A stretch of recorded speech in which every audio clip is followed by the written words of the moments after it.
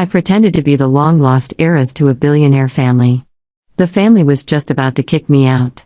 Suddenly, a stream of floating comments like a live chat drifted across everyone's vision. Don't kick her out.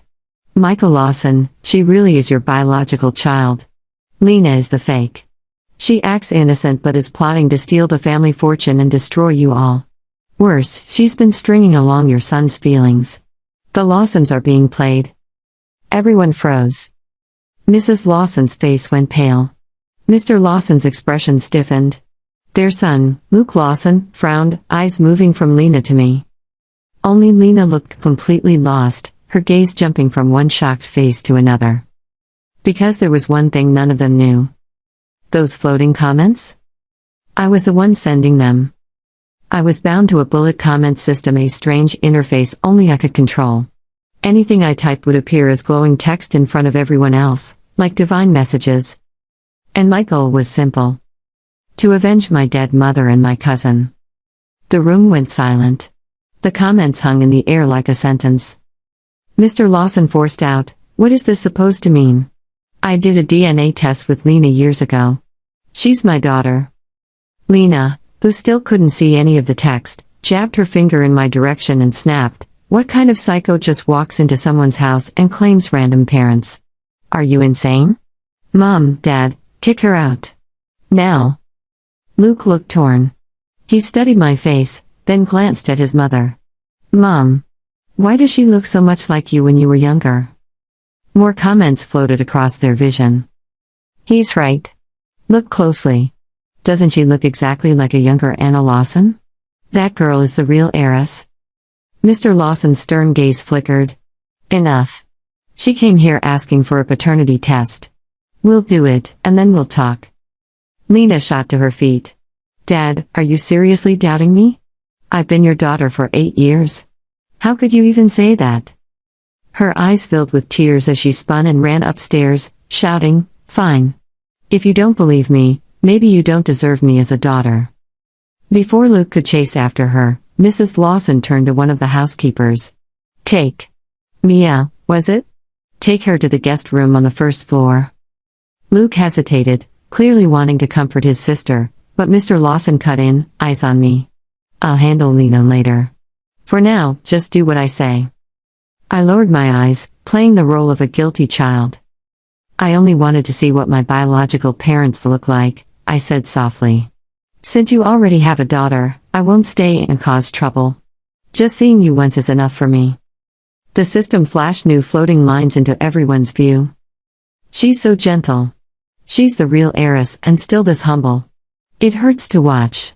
She didn't choose to be switched at birth. She never even knew who her real parents were. How can you blame her?" I turned as if to leave. "Wait." Mr. Lawson stood up abruptly. "Mia Moore, right? Stay. At least until the test results come back." Mrs. Lawson stepped forward and grabbed my hand. Her eyes scanned my face again and again, as if she couldn't look away. "The more I look at you, the more you look like I did when I was your age. It's unbelievable." I had to bite back a smile. Of course I looked like her. My makeup skills were flawless. I had spent hours contouring and styling myself to resemble her younger photos I'd found online. Compared to that, copying her youthful look had been child's play. But there was one thing that wasn't fake. The hair samples they collected from my brush? They weren't mine. They belonged to my cousin. The real Lawson heiress. The girl who had already been dead for 4 years. The truth was ugly. My aunt, Emily Moore, had been Michael Lawson's first love. They met in college, fell in love, and planned a future together. But Michael came from a powerful family. For the sake of the family business, he was forced to marry Anna, the current Mrs. Lawson. He wanted to keep Emily as a hidden lover. She refused and walked away. Years later, by sheer coincidence, Emily and Anna gave birth in the same hospital on the same night. Anna's good friends secretly switched the babies. Anna took my aunt's newborn daughter home as the Lawson heiress. My aunt unknowingly took home Anna's biological child. Years later, that so-called friend panicked and confessed everything to my aunt. But before my aunt could decide what to do, Lena overheard. Lena went to the Lawsons with a carefully staged DNA test. She and Mrs. Lawson did a fake paternity test.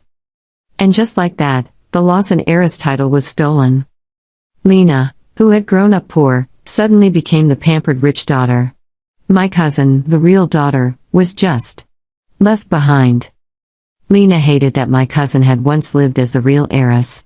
Jealousy twisted her into something vicious. With some outside help, she bullied my cousin relentlessly, gaslighting, isolating, pushing her from every angle until one night. My cousin jumped from a rooftop. My aunt nearly lost her mind.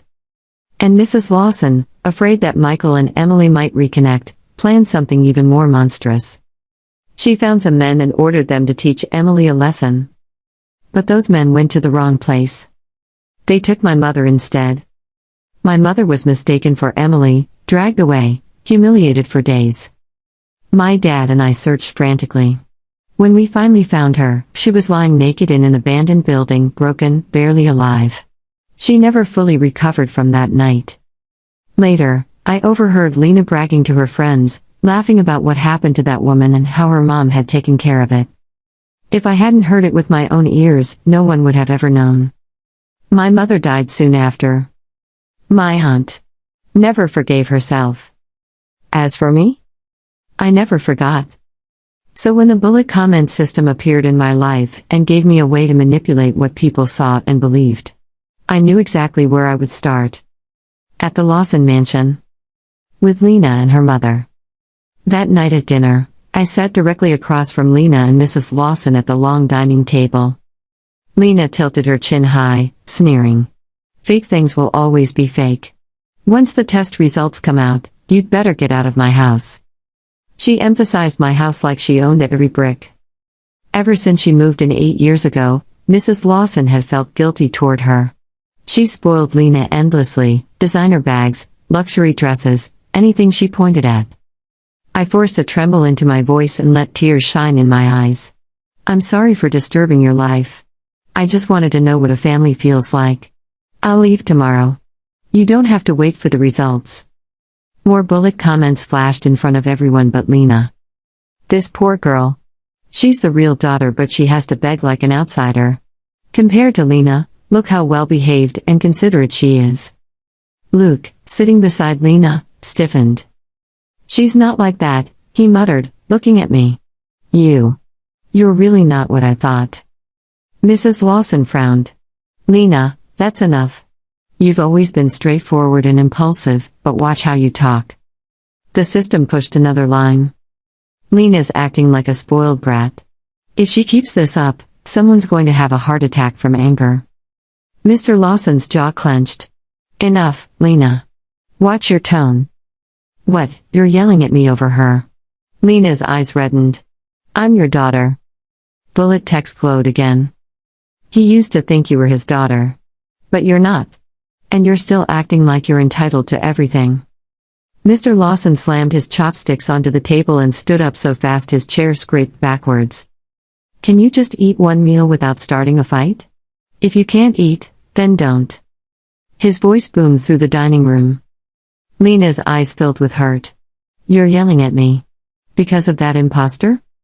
She looked to her mother, begging for backup, but Mrs. Lawson could only pull her arm and murmur, Stop it. You're going to be late for school tomorrow. Lena shoved her chair back and stormed off. Inside, I was calm. This was exactly the reaction I wanted. Mr. Lawson turned back to me, picked up a dish, and gently placed some food into my bowl. Don't mind her, he said. Just eat. I blinked away tears, picked up my chopsticks, and took a bite. It's really good. Thank you, Dad. His hand trembled slightly. More text floated over everyone's vision. Look at him, he's already instinctively protecting her. Compared to Lena, this girl feels like the real daughter. From that night on, the balance in this house began to shift. And I had only just started. After a few days, Mr. Lawson transferred me to Westbridge Academy, an elite private high school where both Lena and Luke studied. Officially, I was introduced to outsiders as the housekeeper's daughter, someone the Lawsons were kind enough to let attend their school. Lena made sure everyone knew that part. We rode to school in the same black SUV every morning, Lena, Luke, and me. Once we arrived, I could feel the stares. "Hey, isn't that the Lawson siblings?" a girl whispered. "Who's the extra girl?" "Haven't you heard?" Another snickered. "That's the maid's kid. They even let her ride in the same car. In the old days, you'd call that a servant trailing behind the young master and miss." Their voices weren't quiet. I heard every word. I smiled, lowered my head, and pretended not to. Lena put on her perfect gentle act. "Guys, don't say that. She's not that bad. She's just less fortunate." Classmates shook their heads at me. "You should be grateful, you know," one boy said loudly. "If my mom was a maid, I'd just stay at a regular public school. I wouldn't dare come here and embarrass myself like that." "People like that always get greedy," a girl added. "Give them a ride to school and they'll start thinking they're part of the family." The comments stung, even though I'd expected them. Lena sighed lightly. "Please don't talk about her like that. I already treat her like a little sister." The system flashed. "What a saint. Says she treats her like a sister while letting everyone humiliate her. So fake." But they couldn't see that. Only their reactions. They laughed, spat out their cruelty, and moved on. The bullying started small. "Sugar in my water bottle." A chair pulled away as I was about to sit. My homework accidentally torn. I took it all silently. The worst was one afternoon when I came back to my seat and fell hard because someone had pulled away my chair. My knee slammed into the ground, pain shooting up my legs. The whole class burst out laughing. Lena, standing safely behind her desk, raised her hands helplessly. "Guys, don't do that to her. She's had a hard life already. Let's be nicer, okay?" To everyone else, she looked like a kind, soft-hearted rich girl. She wrapped an arm around my shoulders and whispered right into my ear, so only I could hear, "See? Nobody here wants you. If you're smart, you'll ask my dad to transfer you to another school." Then she patted me gently and gave the class a tragic smile. My cousin had stood alone in a storm of cruelty like this. No one had stepped in for her. The difference was, I had the system. The next day, during lunch, someone accidentally flicked crumbs into my soup, then loudly called me rat trash. Another boy tried to shove my tray so it would spill onto my clothes. Instead of exploding, I simply straightened up, looked around the room, and said calmly, "You guys read those fake daughter versus real daughter novels, right? I'm the real heiress the Lawsons just brought back." The entire cafeteria went quiet. Then everyone laughed. "Oh my God, she really thinks she's in a web novel. You? The real heiress? Please. If you were, why would Lena let you ride in her car? She would have kicked you to the curb already. You're just the maid's kid. Don't embarrass yourself." I shrugged, unbothered. "You keep calling me fake, but where's your proof? You think what you say defines who I am?" I swept the entire room with my gaze. "Every single one of you who's bullied me today, I remember your faces. Don't worry. We have time." At the same time, the bullet comment system activated. Floating text appeared in front of everyone. "These idiots really think she's just a servant's kid. When they find out who she really is, I hope they can still laugh. Offend the real Lawson heiress and see what happens to your parents' businesses." The mood shifted. People looked at each other, suddenly unsure. No one dared say the comments out loud, but I could see doubt flicker in their eyes. One guy, still pissed, stepped forward, raising his hand as if to slap me. "You think you're some main character or something? You."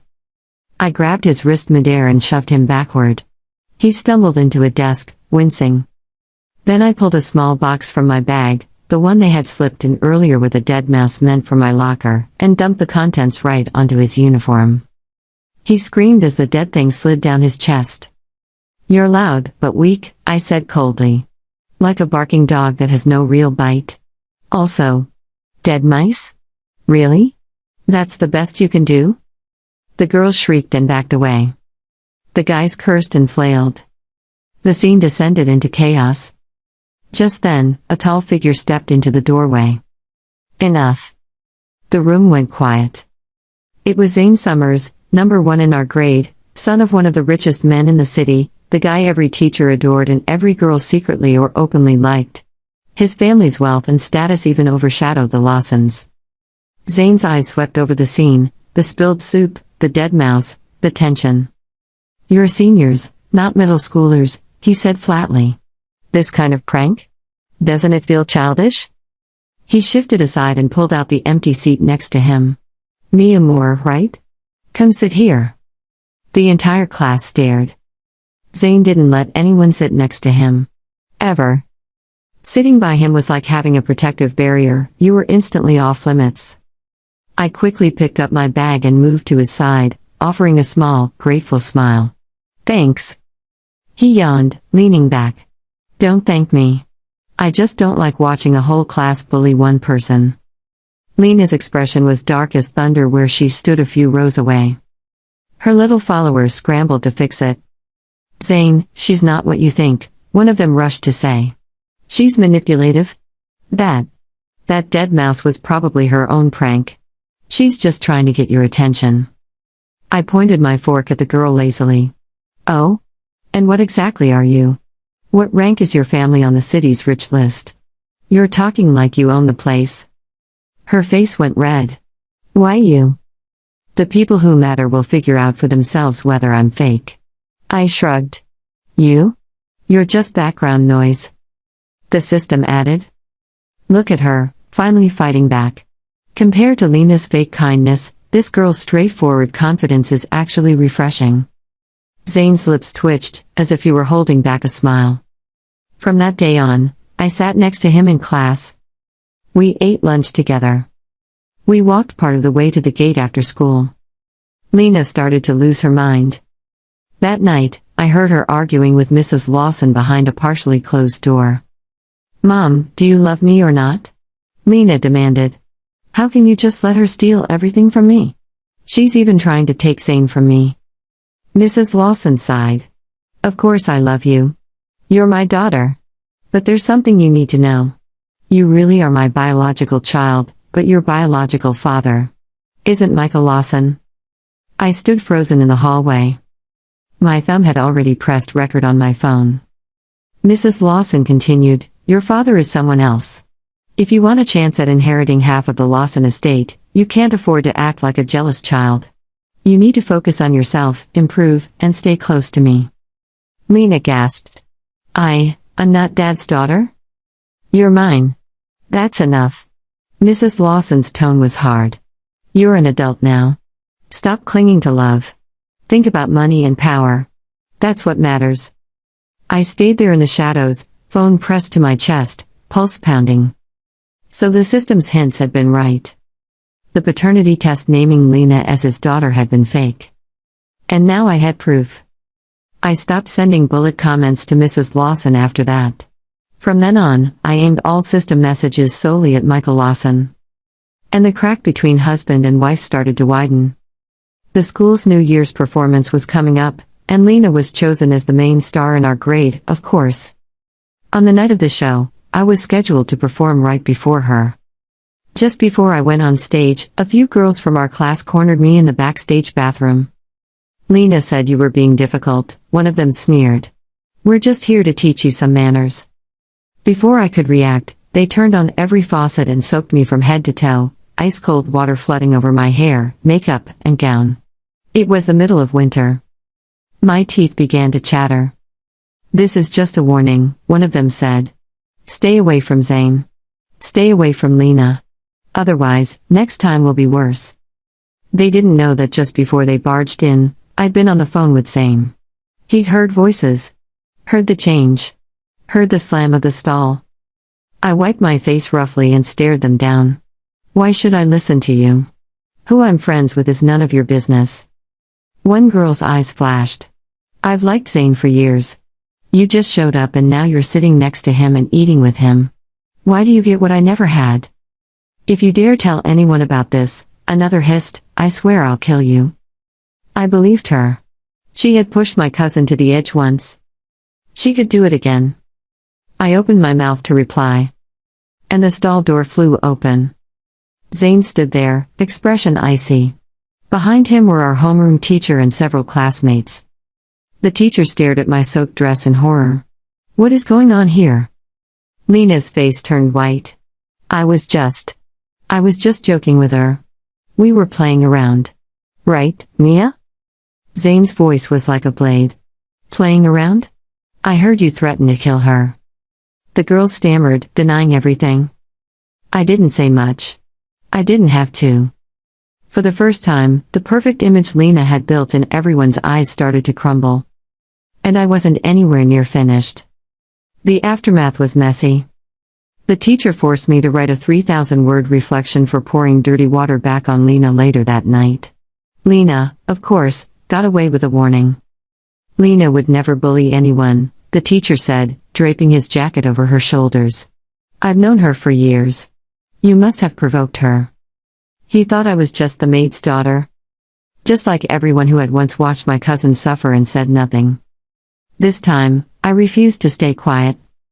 A few days later, at school assembly, the principal invited Michael Lawson on stage as an honored guest and donor. He said a few polite words about education and responsibility. Then he paused, glanced at the audience, and added, I also want to share some personal news. Some of you may have already heard rumors. Today, I want to clarify one thing. Mia Moore is my biological daughter. I have only one daughter. And it's her. Gasps echoed through the hall. Students whipped their heads toward Lena, who sat stiff as a statue, face drained of color. Underneath the stage lights, Michael's expression was unreadable. He continued, if anyone dares bully her, you're directly opposing our company, Lawson Group. Whispers exploded. Oh my God. So she really is his daughter. And Lena said she was the maid's kid. I thought Lena was perfect, but now. I don't know. Lena stared down at her hands, shaking. She had always loved being the adored Lawson princess. Now, in front of everyone, she had been knocked off that pedestal. From that day on, those who had mocked me carefully changed sides. They smiled at me. Avoided provoking me. Even apologized in subtle, indirect ways. I didn't forgive them. I just remembered. On the way home that evening, I sat in the back seat of the car with my father. The driver kept his eyes on the road. Dad, I said quietly. There's something? I don't know if I should tell you. He softened. You don't need to be so cautious with your own father. Just say what's on your mind. I pulled out my phone and opened the recording from that night, Mrs. Lawson telling Lena she was her biological daughter, but that Michael wasn't her father. The audio played clearly in the car. The driver sucked in a breath. Michael's face darkened, the air turning heavy. So the bullet comments had been telling the truth all along. He didn't say a word that night. But the next day, he quietly ordered his assistant to investigate his wife's past. The results came back quickly. They confirmed everything. Years ago, before marrying Michael, Anna had had an affair with the family's head butler. Lena was the result. Michael had raised another man's daughter for 8 years and then been tricked into believing she was his long-lost biological child. The day Anna and Lena came home after spending the night somewhere else, Michael was waiting in the living room, eyes red, hands clenched into fists. As soon as Lena rushed over and knelt in front of him, crying, Dad, I know I was wrong, please don't be mad at me. He kicked her aside. Then he slapped Anna hard enough that her lips split. You cheated on me. You brought your bastard child into my house and lied for 8 years, he shouted. You think I shouldn't be mad? Anna grabbed his arm, panicking. It was just a mistake. A small one. You've always had a white moonlight in your heart. Why can't I have someone too? And besides, you have your precious biological daughter now, don't you? Mia. Your little secret. His eyes went cold. Don't you dare drag Mia into this. Our fights, their screams, echoed through the mansion. For once, I didn't try to stop it. I lay upstairs in my bed, headphones on, music playing softly, and smiled for the first time in a long while. After more than a month of lawyers, arguments, and negotiations, Michael finally filed for divorce. On the day everything was finalized, he handed me a folder. Inside was a legal document transferring 10% of Lawson Group's shares to me. "I've been a terrible father," he said tiredly. "This doesn't make up for it, but it's something. I hope you'll let me try to do better from now on." I nodded. "Thank you, Dad." He exhaled, a man who had aged 10 years in a few months. "Now that I'm single again, do you think your mother will see me?" I stiffened. My aunt, Emily, had never wanted him back. She had opposed my plan from the start, thinking it was too dangerous for me to get close to the Lawsons. She believed I deserved a bright future, not one tangled in revenge and blood. To me, Michael Lawson was still a man who hadn't protected his first love, who had turned a blind eye to his first daughter's suffering. He didn't deserve her. But fate didn't care what I thought. A few weeks later, my aunt found me. And my lie, that I was his daughter, finally shattered. All of us ended up in the same room, Michael, my aunt, and me. As soon as he saw her, Michael blurted out, "Emily, I'm divorced. We can finally be together. We can raise our daughter properly. Mia, our daughter." My aunt's eyes filled with pain. "Our daughter is dead." He looked at her, then at me, confused. "What are you talking about? Mia is right here. She's our child." I swallowed hard. I had planned for this moment. This was the final knife. "Mia isn't your daughter," my aunt said hoarsely. "She's my niece. My sister's child. The one your wife had men attack, thinking she was me." Michael froze. My aunt continued, voice shaking with anger and grief. "Our biological daughter lived in your house as Lena for 10 years. She was bullied, pushed to the edge, and in the end, driven to jump. And you did nothing." The color drained from his face. He looked like he'd been struck by lightning. No, that's not. You never cared which girl was truly yours," she said. "You just enjoyed being adored. When the truth could have saved her, you didn't want to hear it." He staggered back, grabbing the edge of the table. His voice broke. "What have I done?" I stepped in then, the system still quietly glowing in the back of my mind. "I owe you the truth," I said. "I came to the Lawson house to get revenge. For my cousin. For my mother. I pretended to be your daughter. I used the system to send those comments into your vision and push you to see what you didn't want to see." He stared at me like a man watching his life crumble. "You lied to me," he whispered. "But I deserved it. I failed all of you." There was nothing more to say. My aunt didn't forgive him. She never took him back. She also refused the shares he'd given me. "Keep them," she said. "Let that guilt weigh on him. Let him remember what he's done every time he sees your name on those papers." Michael moved fast after that. Using the evidence I'd helped collect, and what the system had pointed toward, he dug up everything Anna had done. Every bribe, every criminal hire, every attack ordered. He turned it all over to the police. Anna was arrested and eventually sentenced to death. The people who had bullied my cousin and driven her to jump? Some were prosecuted. Others had their reputations destroyed when witnesses came forward and told the truth. The day Anna was taken away in handcuffs, I made sure Zane was there with me outside the courthouse. Lena, in handcuffs of her own, saw him and tried to hide her face, humiliated, broken. I smiled at her. "Isn't this what you always wanted, Zane seeing you?" I said. "Now he'll never forget this image for the rest of his life." She glared at me, eyes red, emotions crumbling. "This is all your fault. You ruined my life. I was supposed to shine. I was supposed to be the one on top. If it weren't for you." I let out a low whistle. "Save it. The system that helped me is about to disappear anyway. You and my mother and my cousin? That debt is settled." As I finished speaking, the bullet comment system chimed in my head. System validity ending. Countdown, 5, 4, 3, 2, 1. Then it went silent. Forever. My chest felt strangely empty without it. But lighter, too. Life slowly moved forward. Zane stayed by my side, not as some shiny prize to prove anything to Lena, but as a real friend, maybe something more. Michael tried to be a father.